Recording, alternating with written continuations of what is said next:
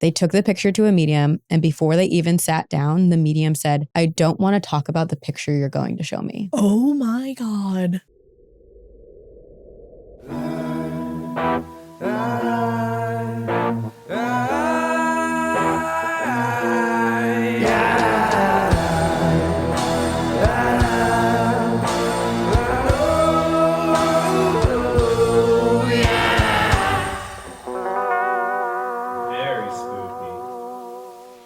You guys, I just got home from the recording that you're about to listen to, and I'm really excited to share it with you. So, like I said last month, there are a couple episodes that we didn't pre-record. Corinne and I together did not pre-record.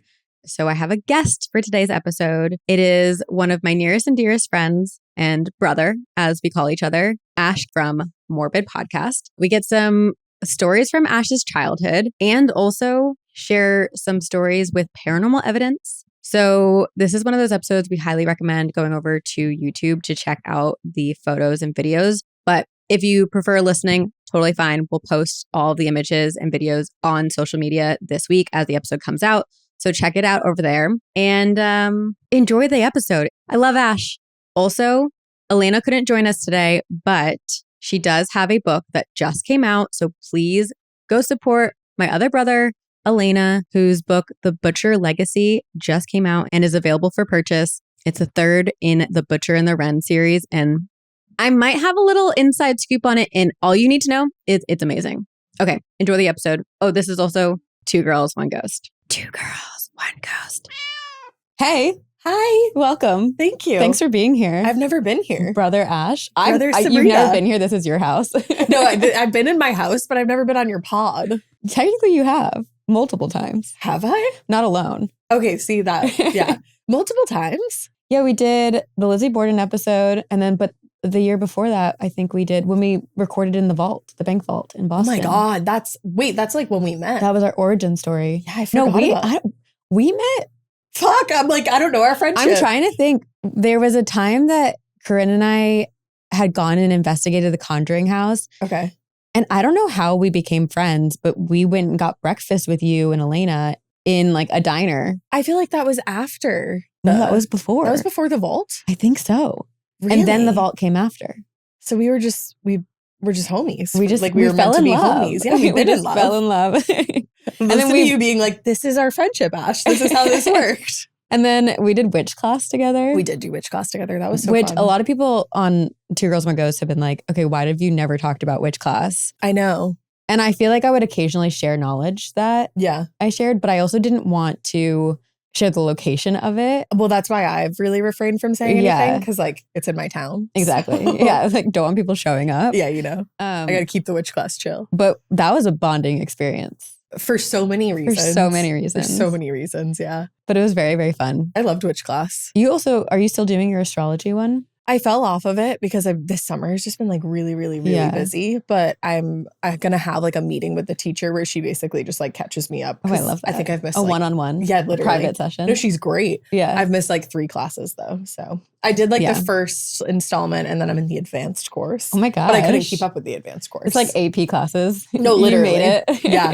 But I'm like, I didn't do those in high school. I did like the remedial ones. So, but look at you now. I know. We both picked stories from our listeners with paranormal evidence. So I know, and I almost picked one that you guys have already covered before. Which literally comes out in an episode that comes out like the week before this episode with you comes out. Yeah. I'm like, change it. Or was it like Kismet and Serendipity and Meant to be Read? I think so. That one's creepy. It is creepy. Encounters, let's see, which one is it? I'll let everyone know so they can look out for it. It's a ghost photo from Myrtle's plantation. And I think Corinne read it on Encounters 344, which comes out August 13th. So yeah, like the week before our episode. I looked at this picture at like 11 o'clock last night as I was like haunting, basically just like getting ready for bed. And I was like, I probably shouldn't have looked at that.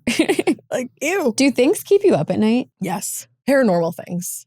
True crime things. Some true crime things keep me up at night, but a lot of times I can kind of like compartmentalize. Yeah. Paranormal things for some reason, like Paranormal Activity, the Broadway show. They're like off Broadway, whatever it is. It's on Broadway now. Yeah, I was going to say it's it just so moved. good. They're in New York now. I saw it twice. So good.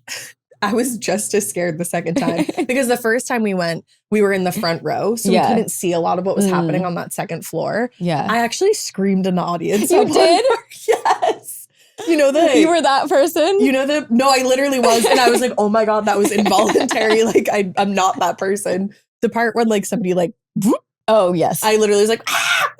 It's haunting. The way that they did. I'm trying to talk to Cher Alvarez, who's the main actress in that. She's on incredible. The podcast. I want to have her on. If you get her on the podcast, I'll poop my pants. Okay. Well, because she's incredible. Yeah. She also has a lot of paranormal experiences. Really? So they invited me to go to the show, two stories. And afterwards, we had a conversation with them. And I was like, so doing this show, are you guys haunted? Yeah. And they've had a lot because they toured it around the US. And so we met somebody in costuming, I think. Oh, that's very cool. And she was telling us like the theater has been experiencing a lot. Like the Emerson? The Emerson Colonial. Mm-hmm. Yeah.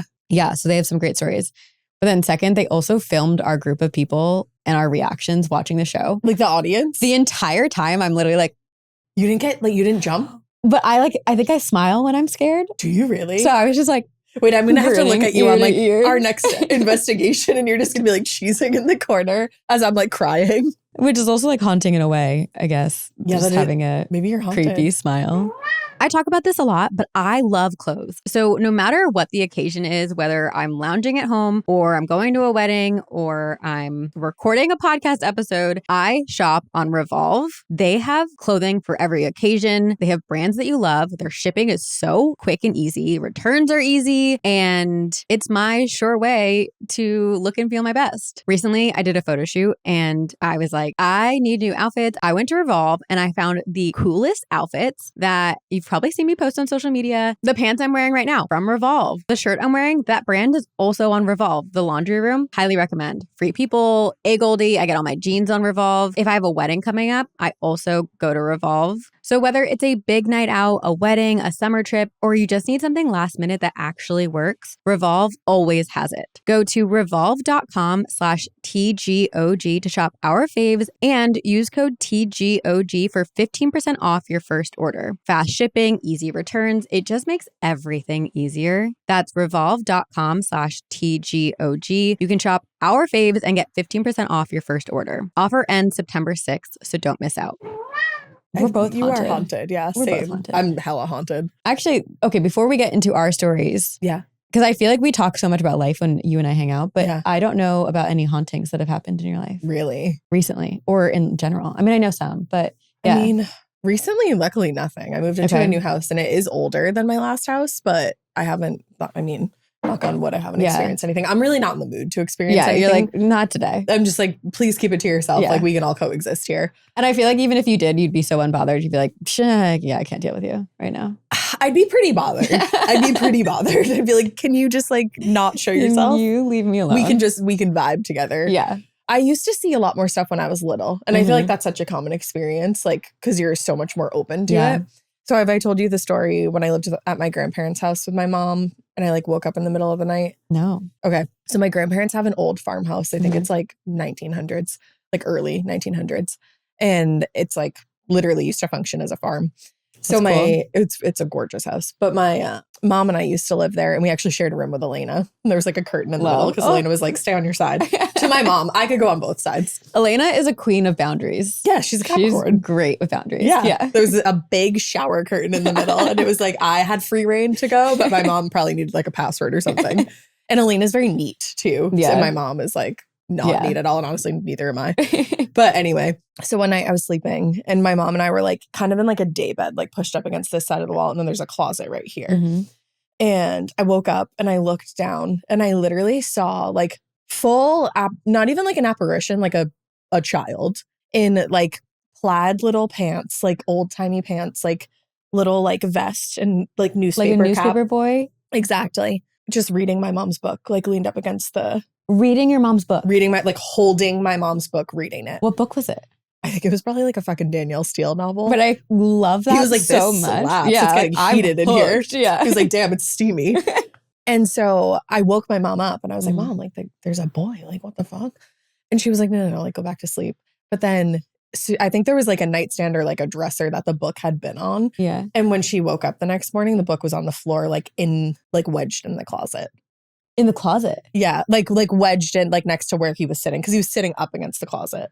So everybody was like, I think she saw what she said she saw. And you for sure saw what you said you saw. I mean, I did. And I honestly, I feel like he's like my homie. Like, I'm like, yeah, he didn't scare me or anything like that. I mean, he's just trying to read books. Yeah, he was just being literate. Also how I want to spend my afterlife. Yeah, just reading books. There's so many books. Yeah, and so little time. Yeah. It's one of the most depressing thoughts. I know. That I'll never be able to read all of the books. I know. But now it's promising that you can do it in the afterlife. See, there's hope. There's hope. You can just be a little newspaper boy reading in the afterlife. Reading the book. Yeah. I love that. Yeah. That's a good haunting. Yeah, it was a cute haunting. Yeah. I've had scarier ones, but. What's your scariest?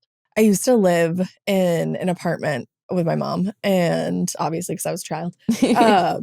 And my bed used to shake like a lot. And I would wake up and it would like continue shaking. So Corinne had that a lot and I had never experienced it. Really? But it's a common thing. Yeah, it's scary. Well, I never like really said anything because I was like, I'm probably just imagining it. And I was a bad sleeper anyway. So I'd like get in trouble for not going to sleep. So I'd just be like, I guess I'm just dealing with this. And I heard my mom and my stepdad one day talking about like weird shit happening in the apartment. I was like eavesdropping. Yeah. And they were saying that their bed like had like weird shit had been going on in their room and their bed was shaking. And I was like, I'm not crazy. And then it turned out somebody had been in like a really bad motorcycle accident. Oh, shit. That had lived there, and that their bike was still on the property because I think they were like family members to somebody that lived there. So maybe it was like, like unfinished business energy or something like that. You know, I don't think it was necessarily like that person. Right. But I think just like the energy, like the sadness and the. Wow. Yeah. That's intense. Yeah. I've lived in a lot of creepy apartments because we moved a lot when I was younger. Yeah. I've seen a lot of ghosts and experienced a lot of weird shit. Yeah. I love it. And that's why you're a weirdo. Here I am. And here you are. Look, exactly. You've turned it into a career. Yeah. It's so funny. Every time I meet someone new and I tell them what I do, they're like, well, how did you get into it? And then it's inevitably, I'm like, well, I grew up in a haunted house. And then like I have to tell the whole story. I don't know that much about your haunted house. So I know about Corinne's haunted house. Yeah. And Corinne has weird shit for days. We've done like the Corinne special and hers had to be a 2-parter. I bet. And I feel like she could probably do like a 3-parter. Oh, I need to go back and listen to those. Those are good. Yeah. Mine's like half an episode and I just mostly talk about my dad. Yeah. But yeah, we moved into the house when I was 4. My sister was 6. My brother wasn't born yet. Was this in Jersey? In Jersey. Okay. It was a brand new build, but it was built on like farmland. And almost immediately there was like a negative, dark energy. Yeah. That I dreamt my sister was possessed. What? And I found out 20 years later, basically, 18 years later, that I had like sleptwalked and actually seen something that had happened. What? Yeah. Yeah. I don't know this. So I had this reoccurring nightmare growing up, and it started when we moved into the house, that I would wake up as I had gone to bed. So like my room would be the same. Okay. I would be in the outfit that I had gone to bed in. But you were like sleepwalking? But I thought it was a dream. Okay.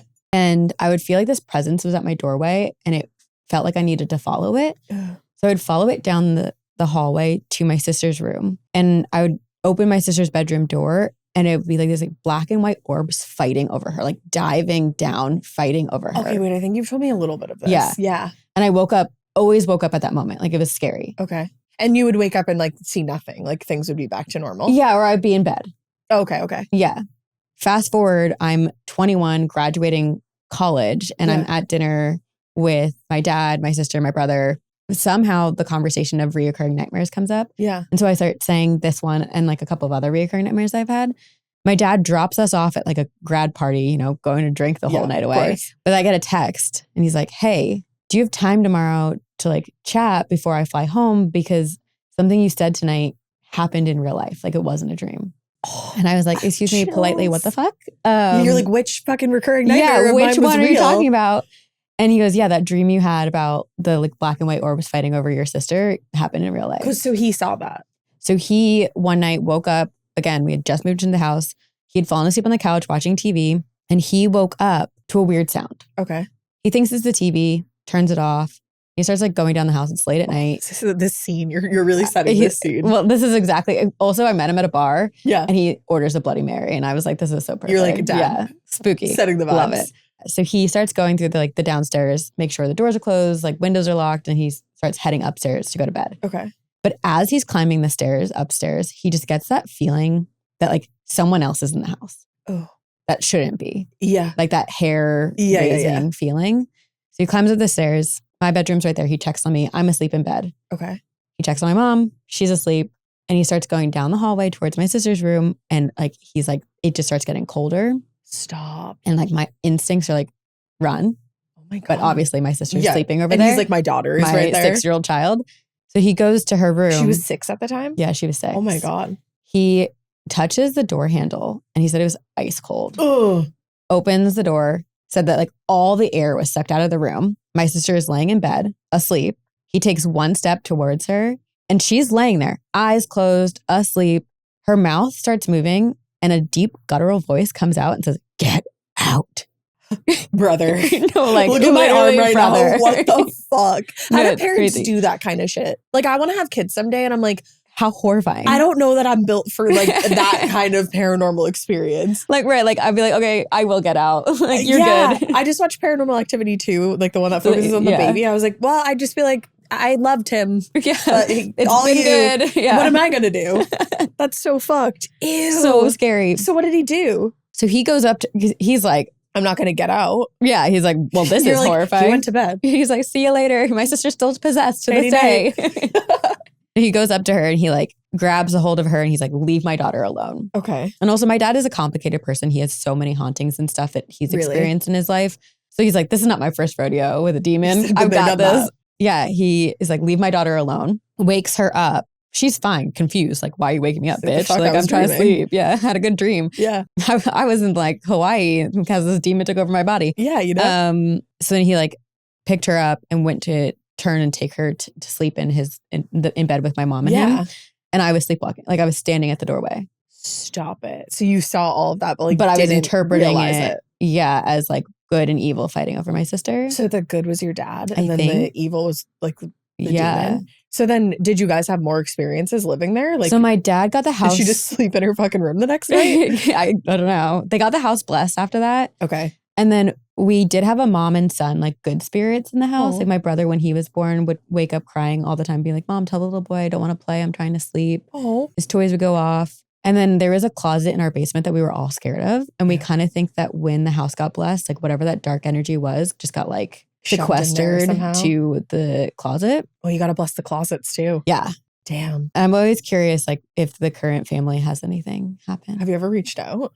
No. She'd be like, do you want to be on my podcast? Yeah. Should I knock on the door one day? Be like, hey, I used to live here with a microphone. Do you experience any hauntings in this house? Hi, my name is Sabrina and I am here today. I'm here on the streets of Branchburg, New Jersey. Oh my God. Just boots on the ground journalism. I think you should. Yeah. I think that's like a book. Like, I used to live here. There is Marcus Kluwer. Yeah, well, it's on my TBR. We used to live here. Or yeah, right, TBR. Yeah.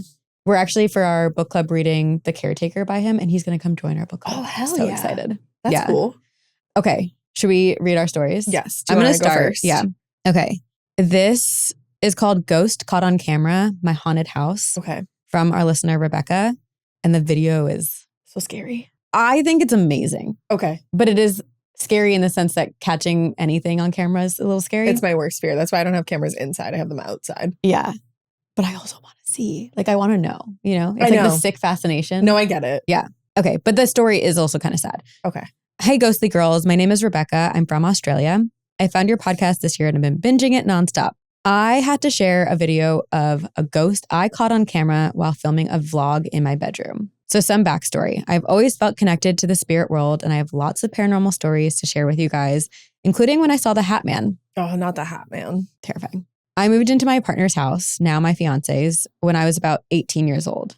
And we lived there with his dad and sister, and this house was 100% haunted. Fun. Until recently. But we would frequently hear wooden chairs being dragged downstairs. We'd hear someone walking up and down the stairs, doors being opened and closed, waking up at 3 a.m., and other spooky things that I'll share later. It's very paranormal activity. It's very paranormal activity, yeah. Years ago, my partner's dad sadly passed away unexpectedly inside our house. He was such a great person and we miss him dearly. We've taken care of the house since then. And the paranormal events really did seem to calm down a lot after he passed away. I feel like he kicked out any bad spirits from the house after he passed. Hell yeah. On 2 occasions after he passed, I walked into a room and had a strong sense that he was in the room and wanted time alone. So I would leave the room and let him have time in the space. Eventually, My partner and I moved into his bedroom, which definitely felt weird at first, but over time, everything settled. And around this time, I started a YouTube channel. I would make vlogs about my day, about gardening, DIY crafts. Looking back, they were kind of cringy, so I've since made my account private. However, this is how I caught a ghost on camera. I would sometimes film in the bedroom while sitting on the bed. I would sit facing the window so the lighting wouldn't be too bright. And I would close the curtains and leave them open only about an inch to get a small amount of lighting. I can't even remember what I was talking about, but an hour or two after filming, I started to go back to edit the video, and that's when I saw it.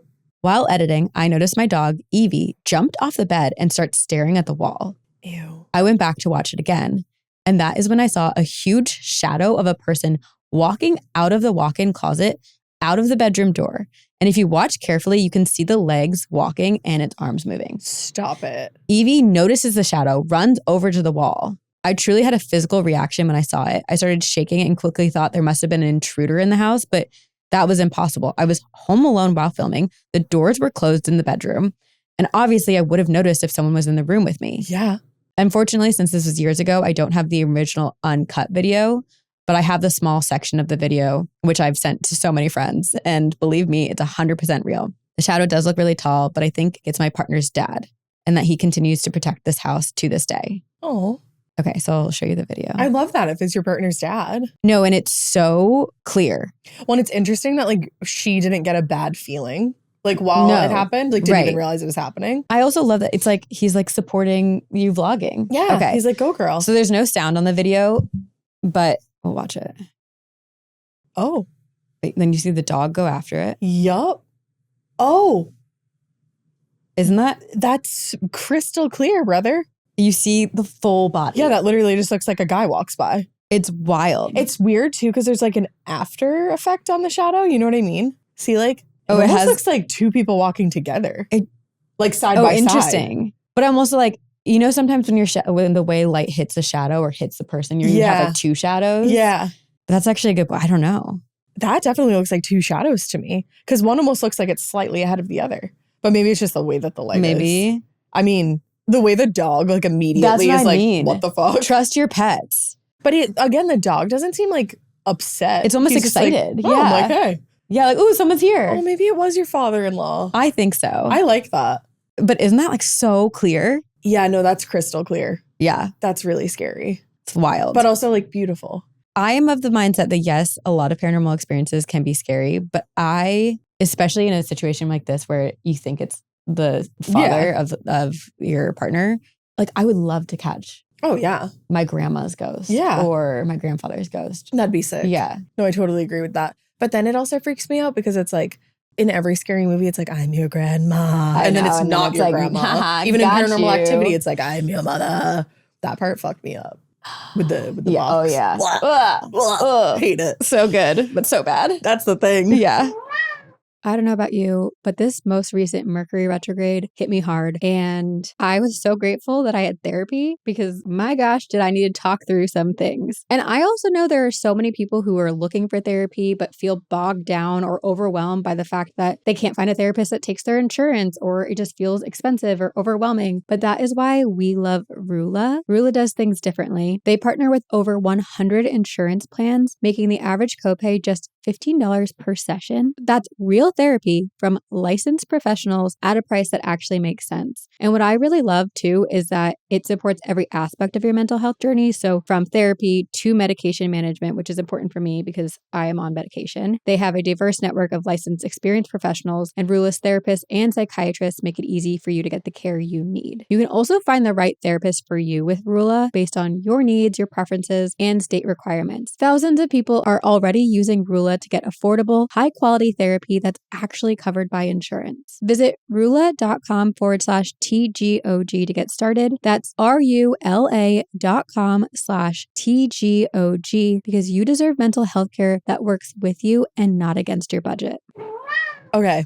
Are you ready for mine? I am. All right. So this is from a listener to Morbid, but we're repurposing it. We haven't read this on Morbid. This is from Melissa. It's a little bit long. It's called Do You Believe in Ghosts? And the answer Do you believe in magic? Yes. Yeah. So my father died when I was 15 and my mom when I was 29. Too early for sure. I've always told them to please not haunt me because I would be too scared. So they feel the opposite from you. Yeah, where it's like, I don't want this. Yeah.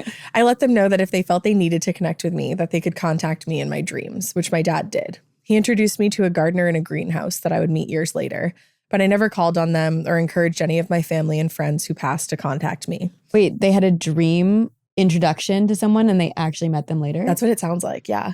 I love that kind of stuff too. That's so cool. Or like, we've done stories before where like people have met in like those astral projection worlds and then they meet years later. In real life. Yeah.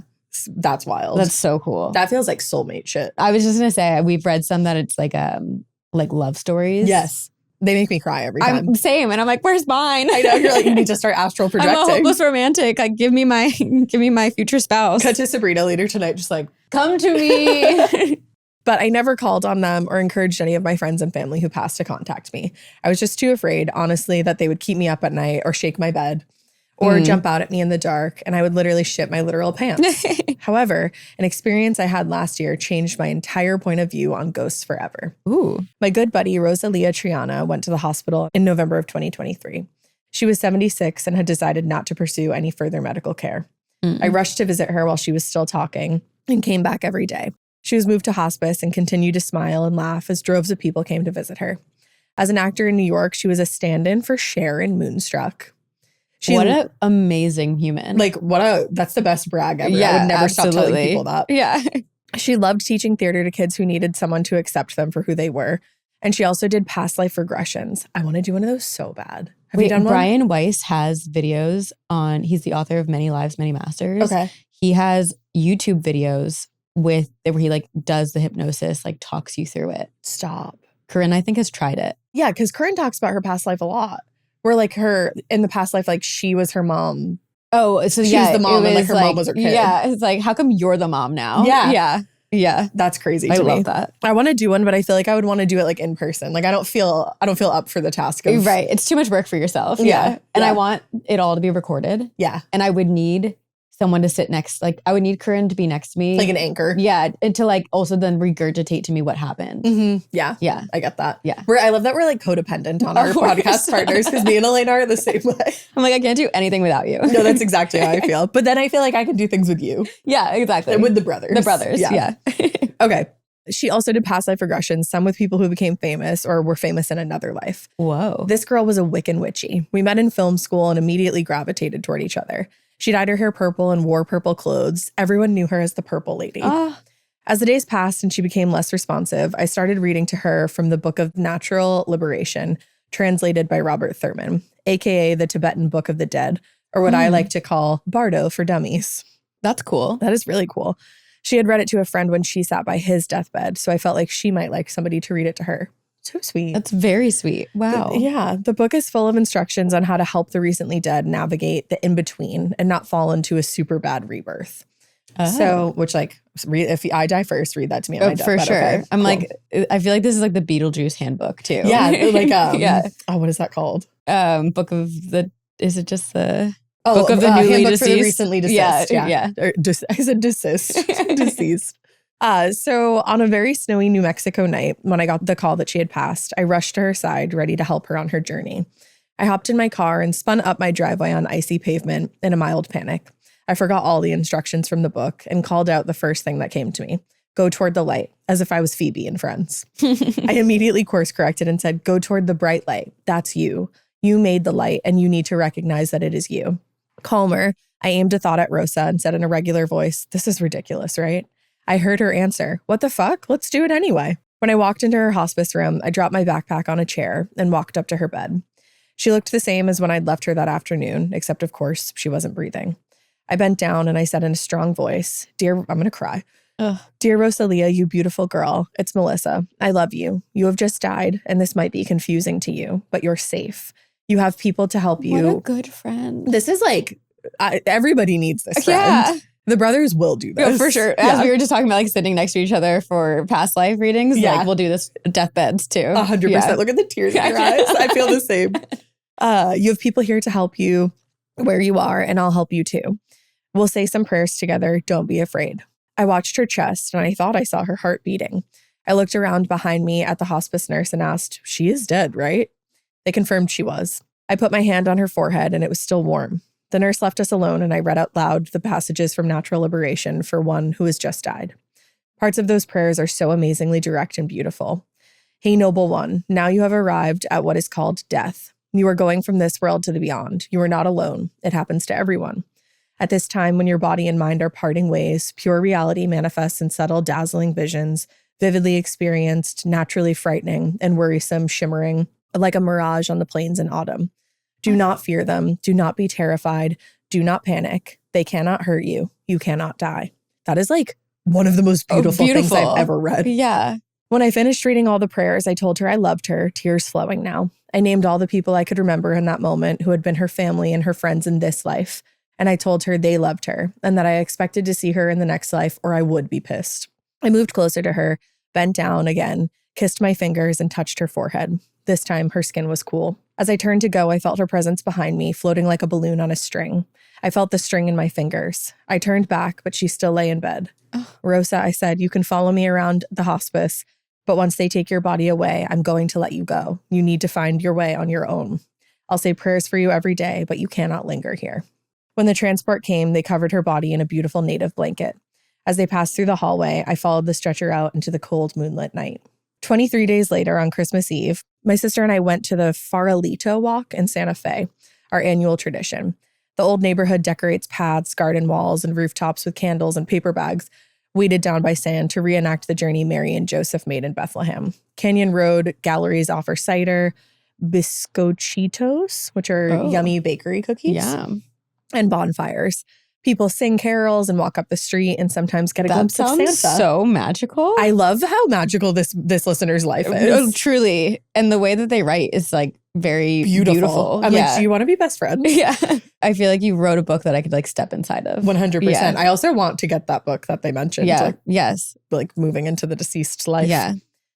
We took the less touristy road, Delgado, and turned down Plaza Fatima, where in years past, the courtyard was home to a model train decked out for Christmas, riding the tracks under the piñon trees. Wow. This night, there was no train, but there was a bonfire in the middle of the courtyard. My sister started taking photos of the scene with her phone, and we scrolled through a few, looking at them curiously.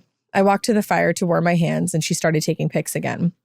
I think there's something wrong with my camera, she said. I moved to the other side of the fire, away from the smoke, and she raised her phone to take one final shot. She said, I'm getting some interesting images here. So I bent my right knee and held out my left hand, tilted my head back and laughed like a silly pose on a theater stage. On our way home, we stopped at a hotel for 2 Irish coffees to warm up. Delish. Yeah. I need to look at those photos again, she said, and took off her gloves. Oh my, she said in a very solemn way, and she handed me her phone. Just swipe through these, she directed.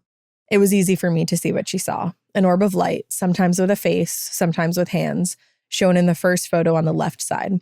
In the next photos, it moved from standing next to the tree up into the branches, settled on the bush behind the fire, and came even closer as if to kiss me on my cheek in my last pose.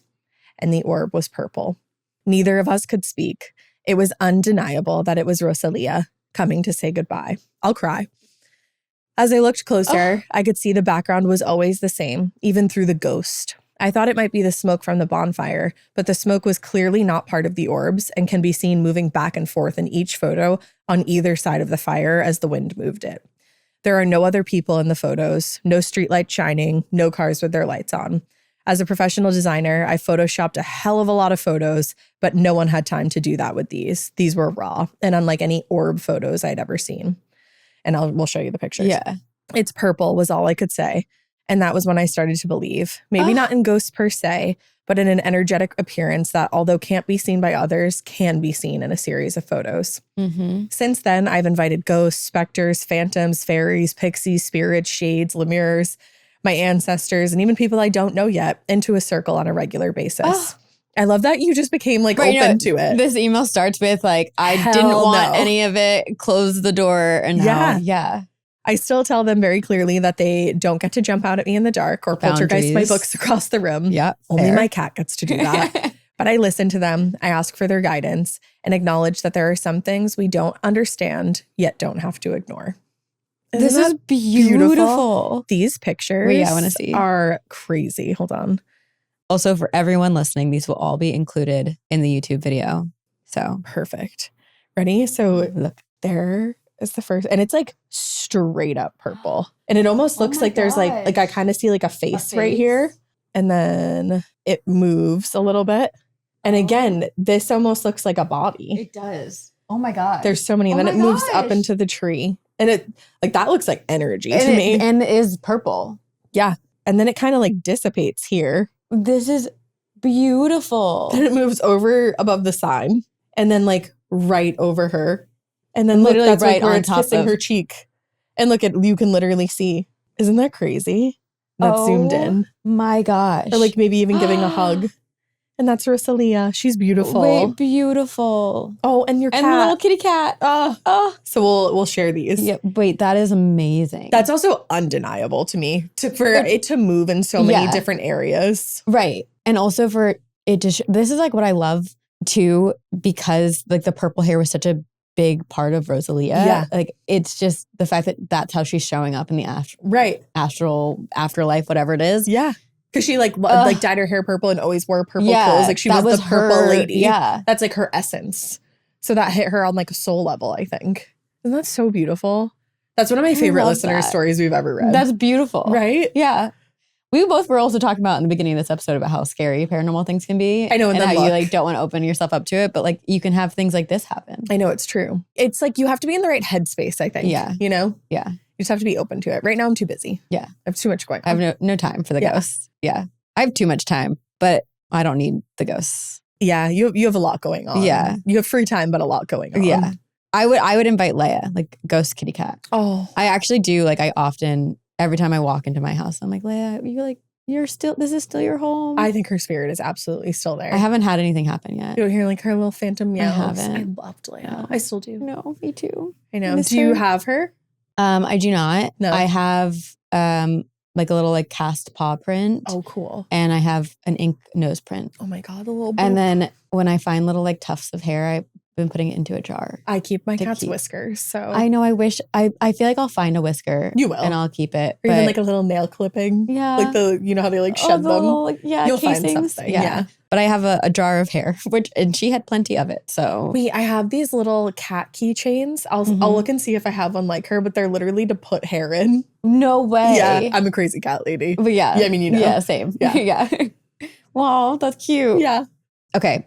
I have one that we've read on the podcast like 2 or 3 times. Okay. But I just needed to get your reaction to it because it is, Corinne and I talk about this all the time. Anytime we encounter someone who's like, I don't believe, or like, oh, you have a ghost podcast, like tell me a ghost story. That makes me so mad when people say they don't believe. I'm like, there's too much evidence. There's also so many people who like say they don't believe and then they'll tell me a story that's like very clearly they've been haunted. Yeah. Or they'll say they don't believe, but that they're afraid of it. And I'm like, how are you afraid of something that you don't believe in? Right. That doesn't make sense so to me. like you really believe and you're scared of it. Right. That's what you mean to say, but yeah. I do think some of the skeptics are actually the biggest believers and they're just scared. Yeah. Yeah. But so this is the story that I whip out. Like, okay. It's on my phone. It's ready to go. You just got it.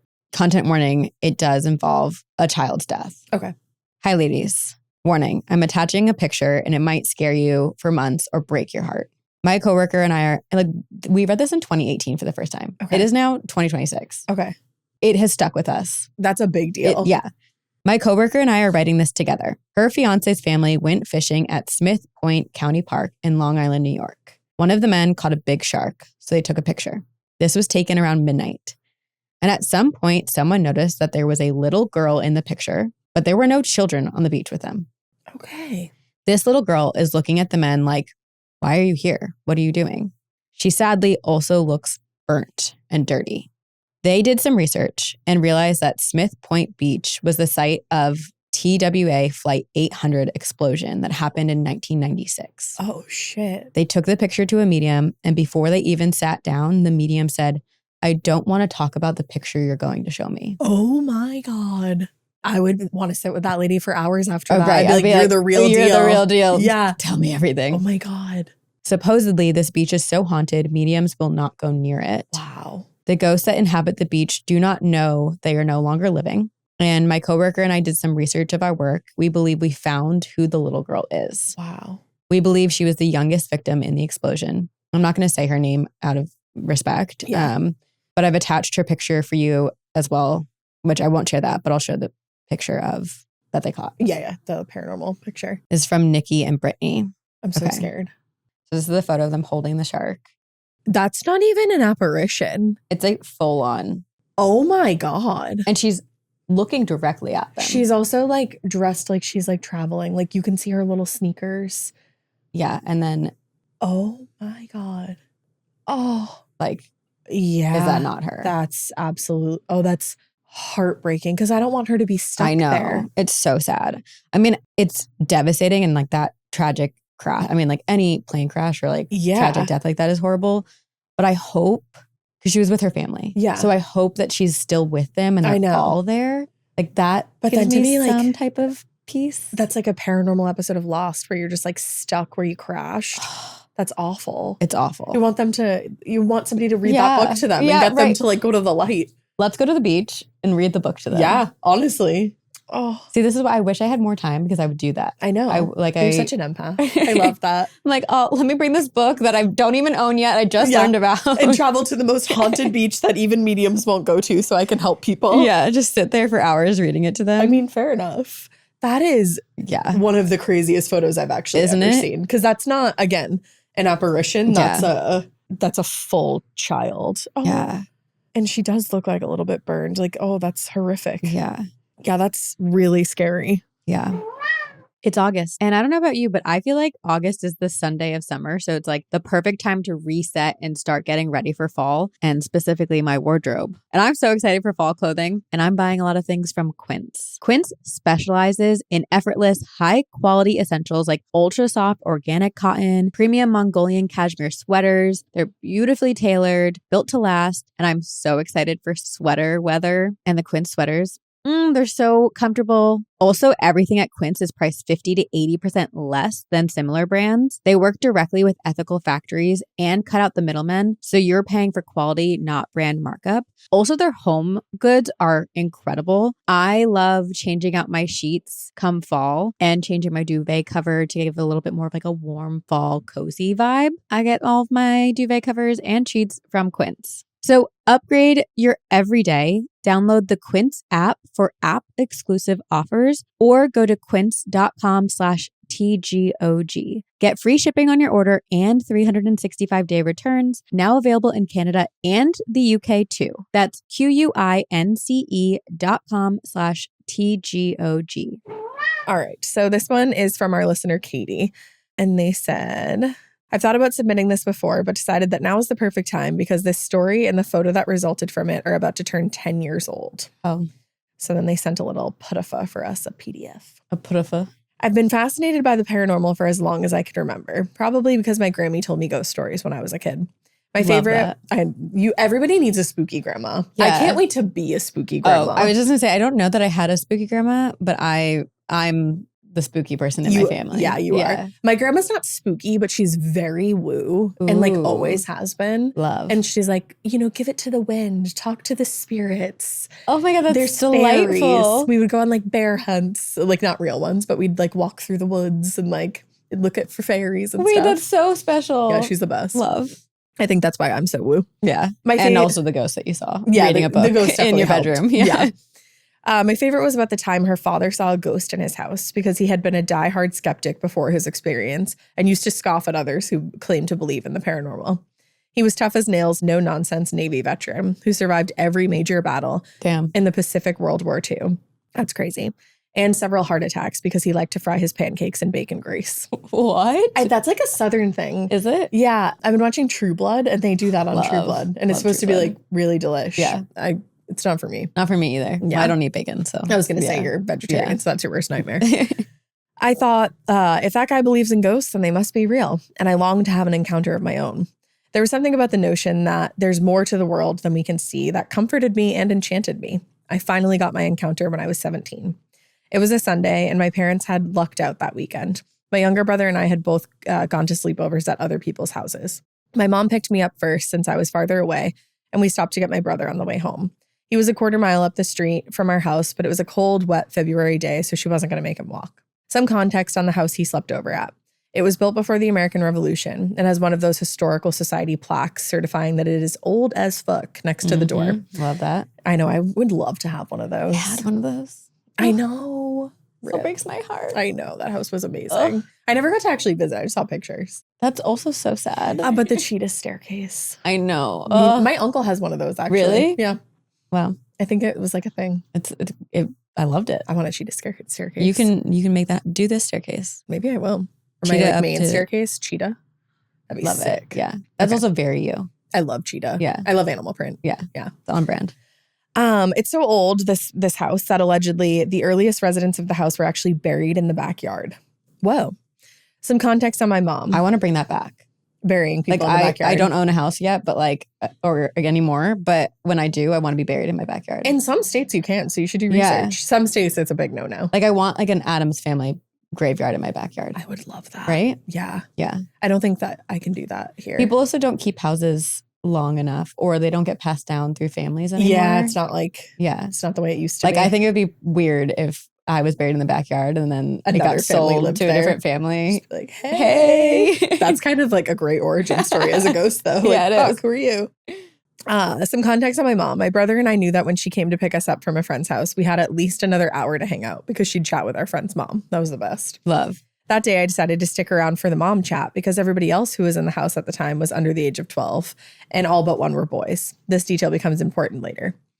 We'll call my brother's friend's mom Stephanie. I don't remember how we got on the topic, but she did tell us her house was haunted. When we responded with belief and interest, she started telling us stories. Ooh. Just remember being 12 years old and hanging out with your mom and her friends and being like, yeah, I'm one of the girls. I never got invited. Really? Yeah.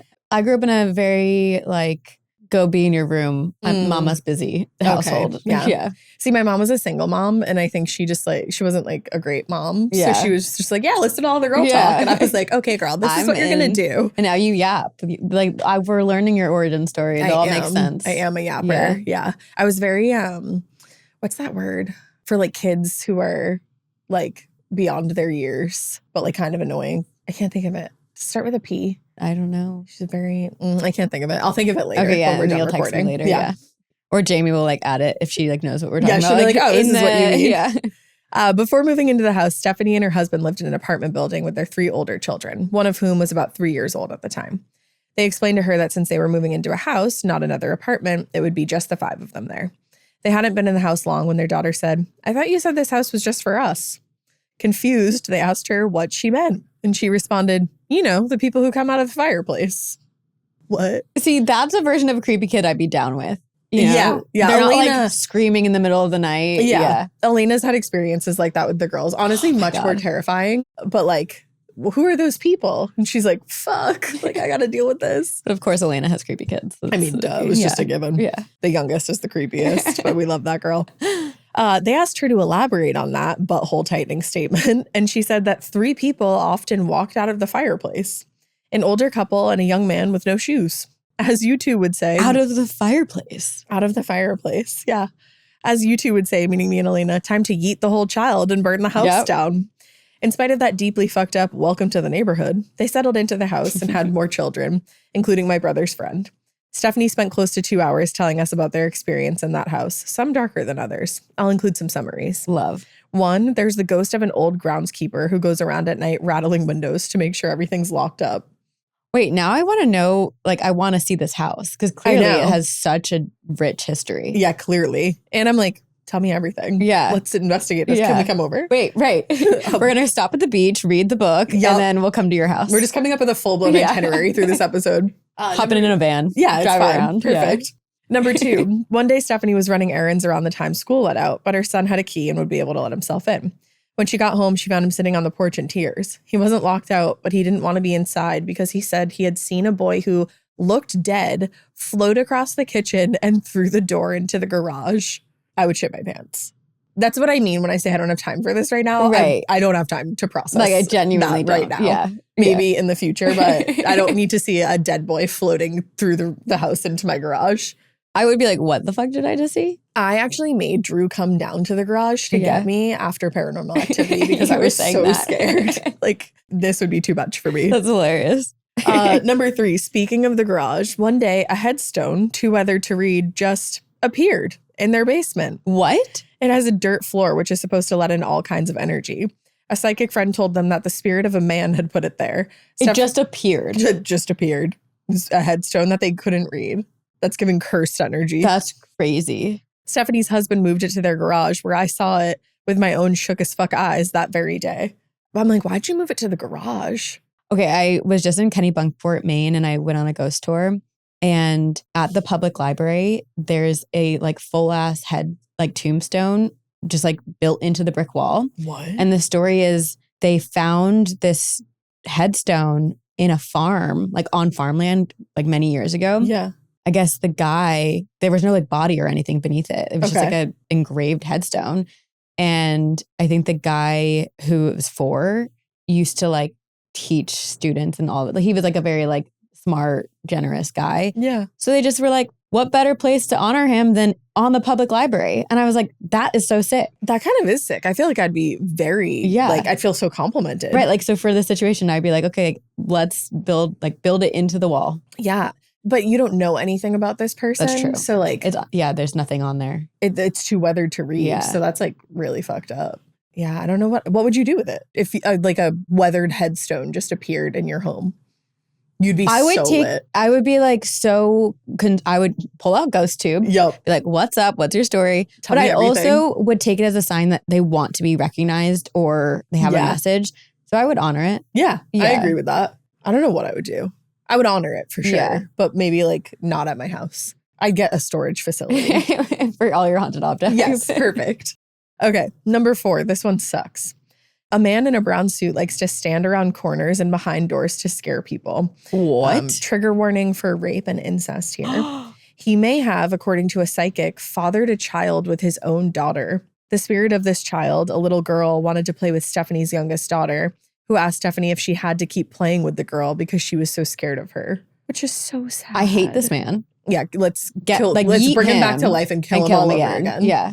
And the little girl, she just wants to play. She's like scary. That's how my little brother was, where he was like, tell the little boy I don't want to play. Yeah, I'm trying to scared. I'm sleeping. Yeah. Like, does he remember that? No. Because he was so little. Yeah. Does he have any experiences that he remembers from your house, your spooky house? No, he used to have a reoccurring nightmare of that one closet, but no. I'm the creepy one of my family. I love that. Yeah. And you're the middle child, right? The middle child. Yeah, that's perfect. I don't think I was that creepy growing up, but I've slowly embraced the creep. Yeah. Yeah. All right. Someone has to do it. Yeah, it's got to be someone. Yeah. Number 5, Stephanie once tried to email a crew of paranormal investigators, but her computer shut down unexpectedly while trying to type it. She restarted, found the website again, started retyping her email, and the computer shut down again, and the entire desk was violently shoved against the wall. She never tried to contact anyone So maybe else. We should not go. Yeah, maybe not. They're like, leave us be. They're not interested in an investigation. Or maybe they didn't like that group of investigators. Maybe. I believe the paranormal world, like there's like gossip about different investigators. Oh, absolutely. Like if they hear Zach Bagans is coming, they're like, shit. Get out of here. Yeah. Honestly, as a ghost, I'd be like, fuck that. Yeah. Get him out of here. I don't want to be here. Because he like tries to piss ghosts off to like get something. I also feel like whatever dark energy happens in the episodes isn't because of the ghosts at the place. I think it's Zach. It's his energy. I have a lot of comments that I'm going to keep to myself. All we have to say is he fumbled Holly Madison. I was literally just going to say justice for my friend Holly. Yeah, my close personal friend Holly, okay? BFF Holly. Yeah. All right, number 6. Once an electrician came to work on the wiring in the basement. Within minutes, he came flying up the stairs, packed his stuff, and left. Like no words, no nothing. He refused to come back and wouldn't say what happened to him down there. 10 out of 10, no notes. This would be a fantastic scene in a horror movie. By this point in the conversation, I felt like somebody was watching me. The kids were all upstairs. In the kitchen, it was just me, my mom to my right, and Stephanie in front of us. But it did feel like there was a 4th person standing directly behind me, looking over my shoulder. Oof. I told myself I was just psyched out because I was hearing this all for the first time. But still, I couldn't shake the feeling. Finally, the moms decided it was time to round up the kids. So they went back upstairs to break up the party while I stayed alone in the kitchen. I decided to take some pictures with my iPhone. I wasn't sure if anything would show up, but it was my first #confirmed haunted location. So and you just got so many great stories. You're like, yeah, absolutely. Yeah. I mean, Ghost 2 probably wasn't a thing back then, but I would have pulled that shit up. For sure. So I thought, might as well try. The kitchen was fairly large, and as the center of the downstairs, it had doorways to multiple other rooms, including the garage. So I just turned in a circle, snapping pictures every few feet. By the time I was done, my mom had collected my brother, and the 3 of us got back in our car.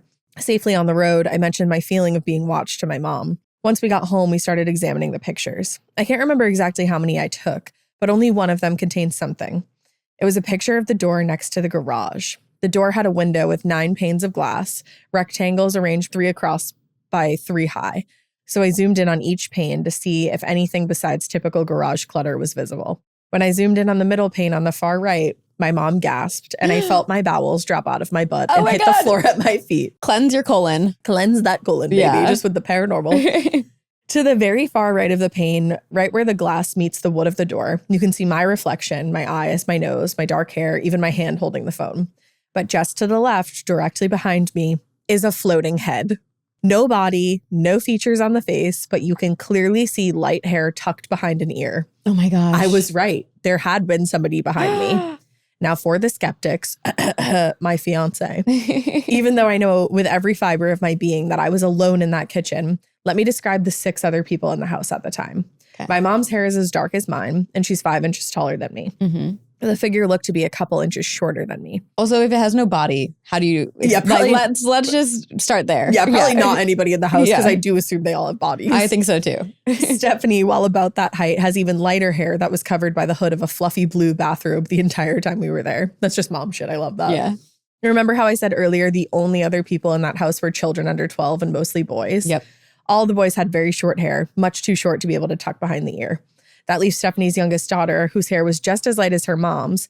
And at about 8 years old, she was nowhere near tall enough to be the figure in the picture. And at about 8 years old, has a body. Has a body, yes, most importantly. Really going to harp on that one. We have to. Plus, if you can see my eyes and nose, why can't you see any features on that face? My mom and I were shocked because she realized all of that as quickly as I did.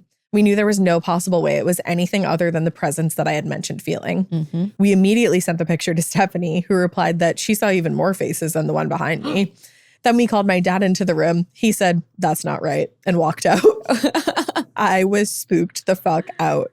I was afraid that some ghost juju had attached itself to me or my phone and followed me home. I slept with my light on for the next couple of months. This is literally me. I'd be like, fuck.